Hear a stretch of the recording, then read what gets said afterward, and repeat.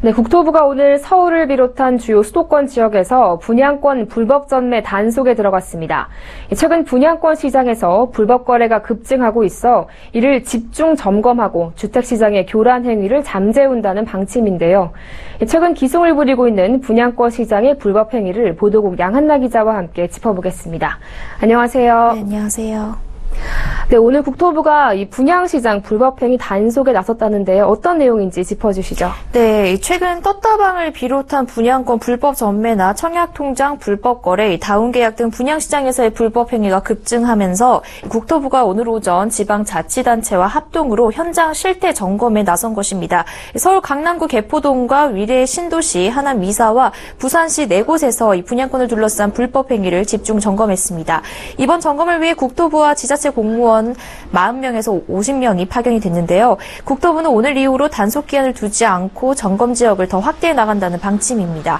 또 분양권 프리미엄이 높게 만들어지거나 거래가 많이 발생하는 지역에 대한 모니터링이 이제까지는 한 달에 한 번 이뤄졌는데요. 앞으로는 이 모니터링을 매일 실시해서 허위 신고가 의심될 경우 지자체 즉시 통보해 정밀 조사를 벌일 계획입니다.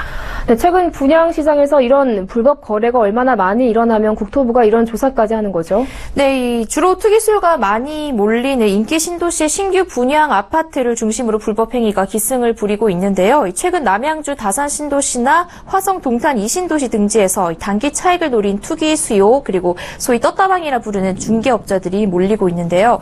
아파트 청약 당첨자 발표가 뜨자마자 이 분양권에 붙는 웃돈이 4,500만 원까지 뛰어오른다고 합니다.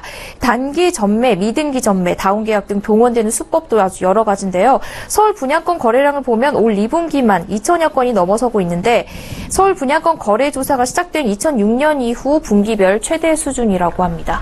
네, 다운 계약도 최근 담합 행위까지 일어날 정도로 기승을 부리고 있다면서요. 네, 그렇습니다. 이 다운 계약의 경우 매도자가 양도세를 덜 내기 위해서 매수자와 합세를 해서 실제 거래 가격보다 가격을 낮춰서 계약서를 작성을 하는 건데요. 분양권은 취득 후 1년 안에 전매하면 양도 차익의 50%, 2년 이내일 경우 40%를 양도세로 내야 하기 때문에 이것을 피하려고 하는 겁니다. 이 다운 계약도 최근에 활기를 띠면서 만약 정상 가격을 입력을 하고자 하면 기존 신고건들의 다운 계약이 의심을 받는다는 이유로 다운 계약서를 쓰지 않으면 매도인이나 중개인들이 거래에 응하지 않는 담합 현상까지 일어나고 있습니다.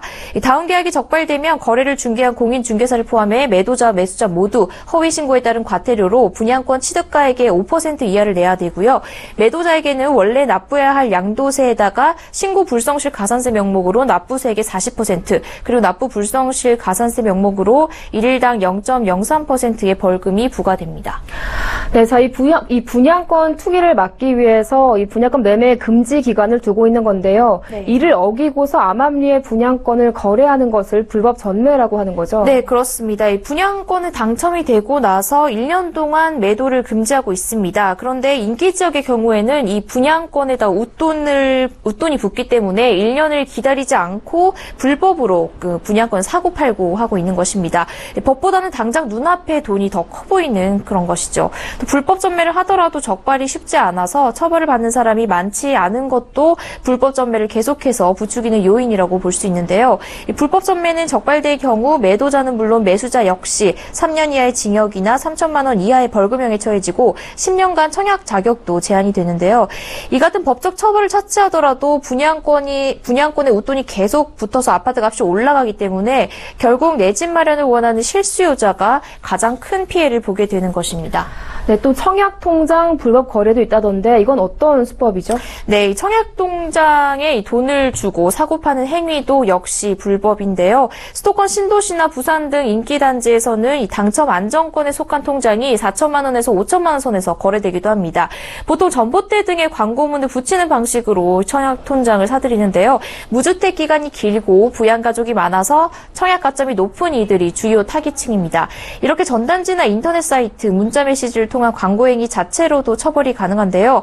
청약통장 불법 거래나 광고 역시 적발될 경우 불법 전매와 마찬가지로 3년 이하의 징역이나 3천만 원 이하의 벌금에 처해지고 10년간 청약을 할 수 없게 됩니다. 또 중개업자의 경우 3년간 영업을 하지 못하게 될 수 있습니다. 네, 분양권 시장의 불법 행위와 관련해서 보도국 양한나 기자와 함께 심층적으로 이야기 나눠봤습니다. 오늘 말씀 잘 들었습니다. 고맙습니다. 네, 감사합니다.